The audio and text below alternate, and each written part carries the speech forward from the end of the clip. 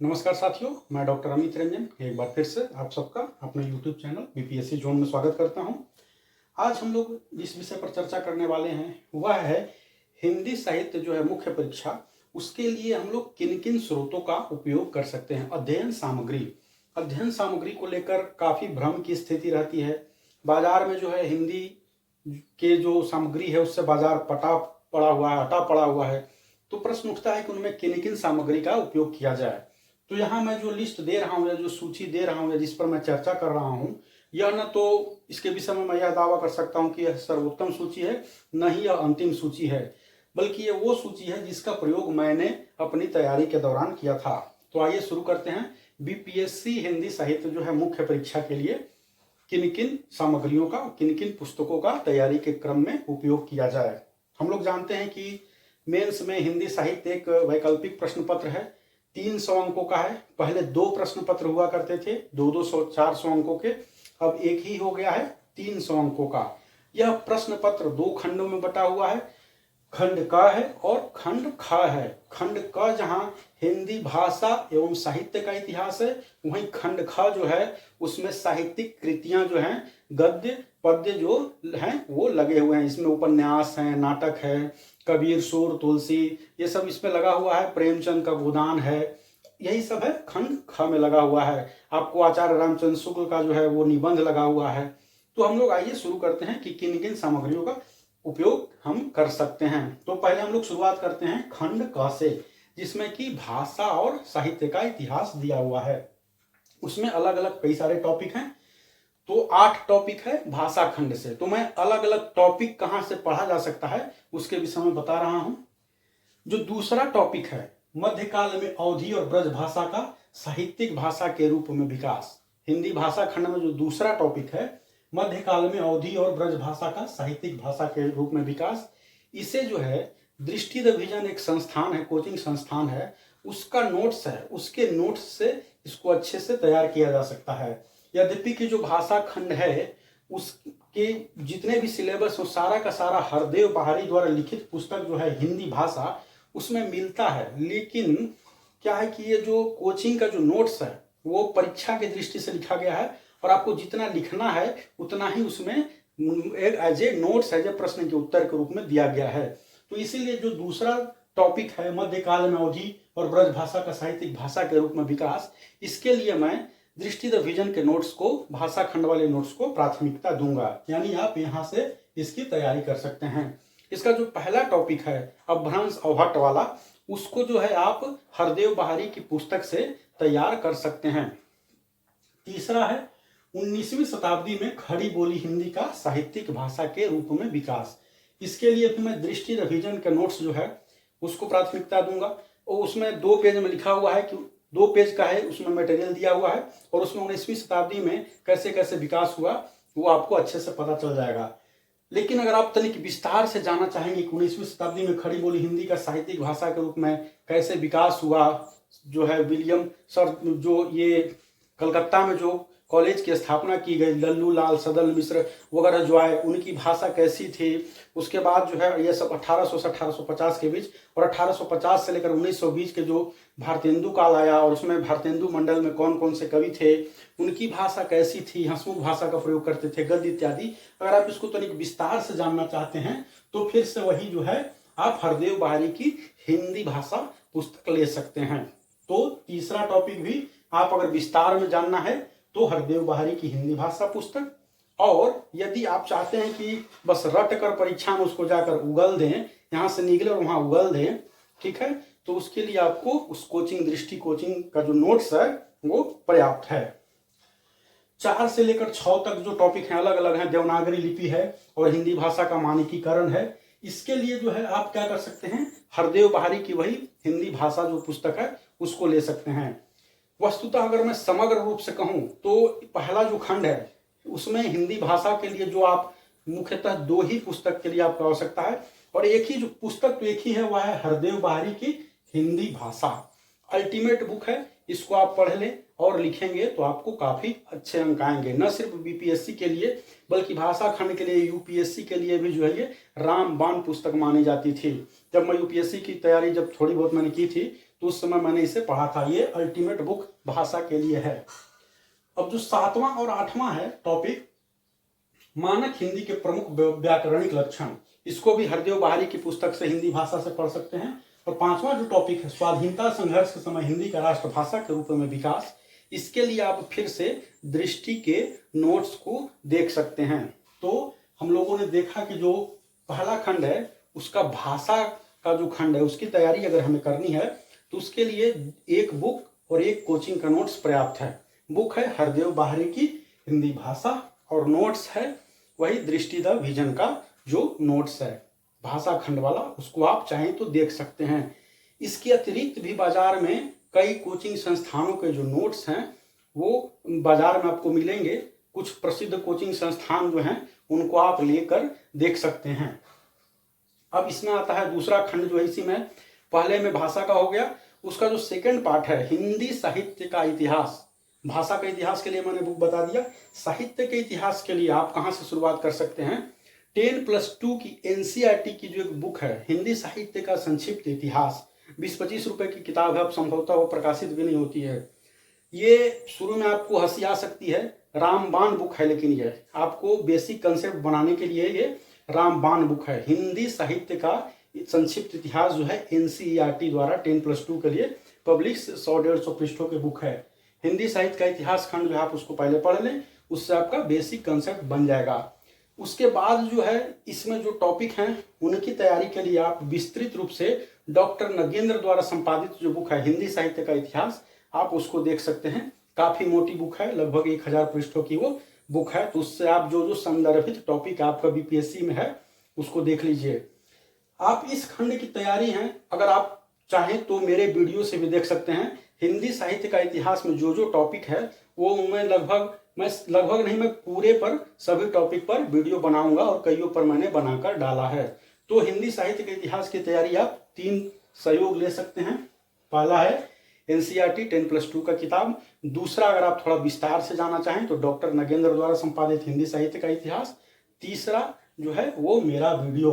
और अगर आप चाहते हैं कि आप अपनी तैयारी को और ज़्यादा व्यापकता प्रदान करें, विस्तार प्रदान करें, तो बलराम तिवारी हैं, पटना यूनिवर्सिटी में हिंदी के बहुत ही प्रसिद्ध ये प्रोफेसर थे। आप उनके नोट्स का भी सहयोग ले सकते हैं। और यदि आप चाहते हैं कि आपकी जो भाषा है साहित्य की सीमा से ऊपर उठकर दर्शन की ओर अग्रसर हो जाए, यानी कि उसमें साहित्यिकता की सीमा से परे ऊपर उठ जाए और वो दर्शन के क्षेत्र में प्रवेश कर जाए, यानी बहुत ज़्यादा शानदार भाषा अगर लिखना चाहते हैं, पढ़ाना चाहते हैं, तो डीयू के हिंदू कॉलेज के एसोसिएट प्रोफेसर हैं प्रोफेसर रामेश्वर राय हैं, रामेश्वर राय, इनसे मैं पढ़ा भी था और ये अल्टीमेट टीचर मुझे लगे। तो उन्होंने भी जो है बच्चों को मुफ्त में कुछ दिन कोचिंग पढ़ाया था। तो उनका नोट्स भी अगर मार्केट में अगर पुराना नोट्स कहीं से मिल जाता है तो आप इसको भी देख सकते हैं। तो यह रहा पहला खंड आप इन 2-3 पुस्तकों से पूरी तरह से तैयार कर सकते हैं। अब हम लोग आते हैं खंड ख। बाकी खंड क में भी हिंदी साहित्य के इतिहास जो है उस पर दर्जनों पुस्तकें लिखी गई हैं और चाहे तो मैं नाम गिनाकर अपनी विद्वता झाड़ सकता हूं, लेकिन इस वीडियो को बनाने के पीछे मेरा मकसद ही यही था, शॉर्ट स्वीट एंड सिंपल। क्योंकि जब मैं भी तैयारी करता था या आज भी जब मैं देखता हूं कि बीपीएससी की तैयारी कैसे करें, सामग्री क्या हो, सोर्स क्या हो, मटेरियल क्या हो, तो वीडियो अगर देखते हैं तो उसमें लोग बहुत बड़ी बड़ी बातें करते हैं। एनसीईआरटी 6ठी से 12वीं रटनी चाहिए, पीटी निकालने के लिए वो बताते हैं कि एनसीईआरटी 6ठी से 12वीं तक ये रटना होना चाहिए, इकोनॉमिक्स के लिए आपको रमेश सिंह और ये वो फलाना ढमकाना पढ़ाना होना चाहिए। अगर आप मुझसे उस विषय में पीटी के विषय में बात करेंगे तो मैं बोलूँगा 2 या 3 किताब जो है उसके लिए पर्याप्त है। खैर, तो वो अलग मुद्दा है। तो यहाँ पर भी उद्देश्य जो है कि कम से कम जो है मेहनत में आपका उद्देश्य अधिक से अधिक अंक लाना है। आप पीएचडी नहीं कर रहे हैं, अधिक से अधिक अंक लाइए, सफल होइए, डीएसपी डिप्टी कलेक्टर बनिए। उसके लिए मैंने बहुत ही ये लिमिटेड जो सोर्स हैं वो आपको बताए हैं। अब सेकंड खंड ख आता है। खंड ख में मैं पहले चलना चाहूँगा व्याख्या खंड पे। व्याख्या खंड जैसा कि आप जानते हैं कि खंड ख में कई सारे टेक्स्ट जो हैं कविता प्रिस्क्राइब्ड हैं, तो उन कविताओं को अर्थ को समझने में व्याख्या आती है, तो अर्थ को समझने में, विशेष को समझने में समस्या आ सकती है। तो जैसे समस्या है तो हर समस्या का समाधान है। जो भी टेक्स्ट प्रिस्क्राइब्ड है हर के लिए कोई ना कहीं आपको एक स्टैंडर्ड जो एक से अधिक स्टैंडर्ड व्याख्या की बुक भी मिल जाएगी। मैंने उन्हीं की यहाँ सूची तैयार की है। कबीर के लिए आप जो है कबीर की जो व्याख्या है, कबीर के 200 पद जो पढ़ने हैं उसमें जो है कबीर के शब्द, यह एक पुस्तक है कबीर के शब्द डॉक्टर सुखदेव सिंह के द्वारा। उसमें उन्होंने उनकी व्याख्या की है, पदों की व्याख्या की है, बहुत ही शानदार व्याख्या है। तो कबीर के लिए कबीर के शब्द डॉक्टर सुखदेव सिंह आप ले सकते हैं। सरोज स्मृति भाष्य, सरोज स्मृति आपको पढ़ना है, जैसा कि आप जानते हैं शोक गीति है सरोज स्मृति। सूर्यकांत त्रिपाठी निराला ने अपने पुत्री सरोज की मृत्यु जो है उसकी मृत्यु पर यह शोक गीति लिखा था मृत्युपरांत। तो सरोज स्मृति की भाषा को समझने के लिए, उसकी व्याख्या को समझने के लिए सरोज स्मृति भाष्य ब्रजेश कुमार श्रीवास्तव के लिखी हुई पुस्तक है। ये अभिव्यक्ति प्रकाशन से, अभिव्यक्ति प्रकाशन की आप बुक लिस्ट देख लेंगे, पुस्तकों की सूची, वो बेहद सस्ती और काफी शानदार हिंदी की पुस्तकें निकालता है। तो उससे और भी आप जो है अन्य सहयोगी पुस्तकें देख सकते हैं, लेकिन फिलहाल हमारा उद्देश्य है कम से कम में अधिक से अधिक ये प्राप्त करना अंक। राम की शक्ति पूजा की व्याख्या के लिए एक पुस्तक है, राम की शक्ति पूजा कुकुरमुत्ता समीक्षा एवं भाष्य, पुस्तक का नाम है समीक्षा भाष्य, समीक्षा यहाँ छूट गया मेरे से। इसके लेखक हैं प्रोफेसर सूर्य प्रकाश दीक्षित, सूर्य प्रकाश दीक्षित इसके लेखक हैं। इसमें व्याख्या के साथ साथ क्या है, आलोचना भी दिया हुआ है, यानी कि एक दो प्रश्न भी आपको तैयार हो जाएंगे। तो हमें पढ़ना सिर्फ है राम की शक्ति पूजा, तो राम की शक्ति पूजा की आप व्याख्या देख लें। राम की शक्ति पूजा जो है वो शुरुआती कम से कम 18 जो उसकी पंक्तियां हैं वो बेहद जटिल हैं, ये बताने की आवश्यकता नहीं है, तो इसमें काफी अच्छे से व्याख्या दिया हुआ है। अब सूर और उनका भ्रमर गीत सार, सूरदास के जो भी दो आरंभिक 200 पद पढ़ने हैं, तो सूरदास और उनका भ्रमर गीत, सूरदास और उनका भ्रमर गीत यह पुस्तक है। यह इसमें भी बहुत ही शानदार ढंग से व्याख्या दिया हुआ है, संदर्भ प्रसंग व्याख्या और करके, और फिर अंत जो है अंत में 5-6 यह भी दिया हुआ है कि विशेष क्या है उसमें। बाकी सूरदास का जो भ्रमर गीत सार है उसकी जो महत्वपूर्ण पद हैं उनकी व्याख्या मैंने भी जो है करवाई है, आप चाहें तो उन्हें भी मेरे वीडियो के प्लेलिस्ट में देख सकते हैं। आगे है चांद का मुंह टेढ़ा है एक विवेचन, अंधेरे में कविता हम लोगों को पढ़नी है, उसकी व्याख्या जो है उसका भाष्य आपको यहाँ मिल जाएगा। चांद का मुंह टेढ़ा है एक विवेचन, डॉक्टर कृष्णदेव शर्मा व्याख्या, और साथ ही साथ उसमें आलोचना भी है। तो यह व्याख्या खंड के लिए यह हो गया। कामायनी की भी व्याख्या है, कामायनी एक विवेचन ऐसा कुछ करके, मुझे याद नहीं आ रहा है, वह भी बहुत अच्छी व्याख्या है। हालांकि उसके जो लेखक हैं काफी प्रसिद्ध हैं, लेकिन उनको कुंजी लेखक माना जाता है। तो आपको इस पर नहीं जाना है कि कौन बहुत बड़े लेखक हैं छोटे लेखक हैं, इसमें मैंने भी जो एक दिया हुआ है वो भी नाम में इसमें 5-6 में उसमें एक जो है कुंजी लेखक ही माने जाते हैं। लेकिन आपका उद्देश्य जैसा कि मैंने कहा अधिकतम अंक प्राप्त करना है, ग्रेजुएशन स्तर का जो है ये एग्जाम सिलेबस बीपीएससी ने आपसे कह दिया कि आपसे वो ग्रेजुएशन स्तर की ही जो है क्या ज्ञान की अपेक्षा रखता है, तो फिर आप क्यों एमए एमफिल पीएचडी का ज्ञान वहां प्रदर्शित करने जाएंगे, उसी की कोई आवश्यकता नहीं है। तो व्याख्या खंड में आप इनका सहयोग ले सकते हैं। अब उसमें जो है टेक्स्ट है, कई सारे टेक्स्ट जो है पढ़ने हैं, उसके साथ ही साथ हमें जो कवि पढ़ने हैं, कवि पर कई सारे आलोचनात्मक प्रश्न आते ही है कवि पर आलोचनात्मक प्रश्न। तो उसमें मैंने कुछ पुस्तकों की यहाँ सूची तैयार की है, जैसे सूर की काव्य चेतना, सूरदास पर पढ़ने के लिए जो है सूरदास पर जो सवाल आएंगे, सूर की काव्य चेतना बलराम तिवारी के द्वारा लिखी गई बहुत पतली सी पुस्तक है, 30-40 रुपए में ही संभवतः जब मैंने लिया था तब था, सस्ती पतली पुस्तक है। और यह भी सूरदास पर लिखी गई अल्टीमेट बुक है, अल्टीमेट बुक परीक्षा की दृष्टि से। अन्यथा जो है शोध ग्रंथ जो है सूरदास पर कई सारे लिखे गए हैं। इसमें जेएनयू के एक प्रोफेसर हैं, उनके द्वारा भी उनका नाम मुझे अभी ध्यान में नहीं आ रहा है, मैनेजर पांडे, उनके द्वारा लिखी गई बुक भी है, और भी कई सारे जो काफ़ी प्रसिद्ध हैं, लेकिन बहुत मोटी बुक है। तो मैं बार बार जैसे कह रहा हूँ हमें तैयारी करना उद्देश्य है। तो सूर्य की काव्य चेतना 100 पेज के आसपास की बुक है, बलराम तिवारी के द्वारा लिखा हुआ है। और कहीं ना कहीं बलराम तिवारी बीपीएससी के प्रश्न सेट करने से भी हिंदी साहित्य के जुड़े हुए हैं, आप इस बुक को पढ़ लें, इस बुक से कुछ भी बाहर नहीं आएगा। इस बुक में जो उन्होंने टॉपिक उठाए हैं वो कहीं ना कहीं बीपीएससी में उसी तरह के प्रश्न पूछे जाते हैं। अंधेर नगरी है, उस पर जो है भारतेंदु और अंधेर नगरी डॉक्टर गिरीश रस्तोगी की पढ़ लें। इसके साथ ही साथ जब अंधेर नगरी आप नाटक प्रहसन जब आप पढ़ेंगे तो उसकी भूमिका वगैरह में भी उसकी भाषा इत्यादि पर काफ़ी चर्चा की गई है। तो भारतेंदु और अंधेर नगरी डॉक्टर गिरीश रस्तोगी। अब उसमें 2 उपन्यास हमें पढ़ने हैं, गोदान और शेखर एक जीवनी। तो इसमें उपन्यास की पहचान श्रृंखला के अंतर्गत जो है गोपाल राय, डॉक्टर गोपाल राय ने कई सारी किताबें लिखी हैं। उपन्यास की पहचान श्रृंखला के अंतर्गत उन्होंने 2 से अधिक किताबें लिखी हैं, लेकिन हमारे सिलेबस में 2 किताबें हैं, वो हम देख सकते हैं। उपन्यास की पहचान श्रृंखला के अंतर्गत उन्होंने क्या लिखा है, गोदान नया परिप्रेक्ष्य गोपाल राय का, और दूसरा शेखर एक जीवनी। ये दोनों किताब आप चाहें तो ले सकते हैं ये मतलब इसी को ऑथेंटिक बुक मानकर चलिए, अपनी तैयारी में इनका आप उपयोग करें।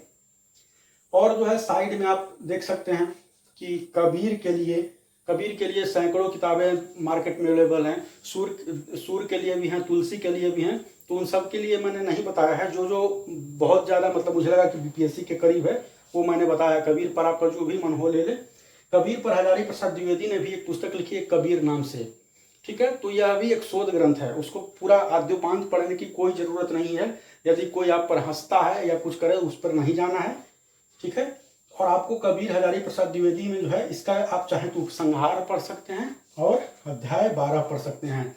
अध्याय 12 में भारतीय धर्म साधना में कबीर का स्थान दिया गया है। ये बीपीएससी और यूपीएससी में इस तरह के सवाल पूछे गए हैं कबीर को लेकर। तो यह जो है खंड ख के लिए या पार्ट 2 के लिए, जिसमें कि हमें गद्य और पद्य पढ़ने हैं, इसमें बुक की ये सूची हुई और ये खंड क। अगर मैं इसको समराइज करूं तो आप इस तरह से देख सकते हैं कि आप बलराम तिवारी का, इसके अतिरिक्त आप चाहें तो क्या है, बलराम तिवारी का नोट्स जो है वो बाजार में मिलता है, उसको देख लीजिए। और उसको पूरा रटने की जरूरत नहीं है, उसमें कुछ कुछ महत्वपूर्ण है। गोदान के लिए जो उनका नोट्स मुझे जो व्यक्तिगत रूप से लगा, धनिया का जो व्यक्तित्व है, और बाकी जो है अंधेर नगरी पर उन्होंने लिखा, वो मुझे काफ़ी अच्छा लगा। तो बलराम तिवारी का नोट्स ले सकते हैं। रामेश्वर राय जो है, अगर इनका पुराना नोट्स मार्केट में मिल जाता है तो ठीक है, अदरवाइज कोई बात नहीं है, इनके नोट्स का आप सहयोग ले सकते हैं। एक और पुस्तक जो है, जैसे हिंदी साहित्य का संक्षिप्त इतिहास एनसीईआरटी का, वैसे ही एक और है साहित्य शास्त्र परिचय एनसीईआरटी। ये 11वीं क्लास की पुस्तक, 11वीं क्लास की जो है ये पुस्तक है, और ये बहुत ही जरूरी है। आपको इंटरव्यू में भी ये काम देगा, क्योंकि वहाँ कई तकनीकी शब्दों की जो है, कई तकनीकी शब्द की आपसे परिभाषाएं पूछी जा सकती हैं। तो ये रहा आपको हिंदी साहित्य ऑप्शनल पेपर के लिए आप जो हैं किन किन सामग्रियों का, किन किन स्रोतों का उपयोग करेंगे, ये उसकी पूरी सूची है। आप चाहें तो इसका स्क्रीनशॉट ले सकते हैं। और इसके अतिरिक्त भी इसमें कई सारे टॉपिक्स हैं, कुछ टॉपिक्स हैं जिन पर मैंने पुस्तकों की सूची नहीं दी है। वो इसलिए नहीं दी है कि आप जो ये नोट्स हैं बलराम तिवारी सर का जो नोट्स लेंगे। और हाँ, एक और बात, बीपीएससी के लिए जो है दृष्टि रिवीजन ने एक स्पेशल नोट्स निकाला था 50-60 पन्ने का, आप उसको ले लीजिए। उसमें भी अंधेर नगरी इत्यादि पर, शेखर एक जीवनी पर जो है काफ़ी सारगर्भित तरीके से अच्छा मटेरियल मिल जाएगा। तो ये बीपीएससी की जो है हिंदी साहित्य के लिए समग्र रूप से सूची थी। अगर आप चाहें तो इसका स्क्रीनशॉट ले सकते हैं। और मुझे आशा ही नहीं, पूर्ण विश्वास है कि मेरा ये वीडियो जो है आपकी मदद, कुछ न कुछ आपकी मदद करेगा। अगर आपको ये पसंद आया वीडियो तो अपने दोस्तों को दिखलाएं, लाइक शेयर और सब्सक्राइब करें, क्योंकि जैसा कि मैं हमेशा कहता हूँ, ज्ञान बांटने से बढ़ता है। जय हिंद, जय भारत, धन्यवाद।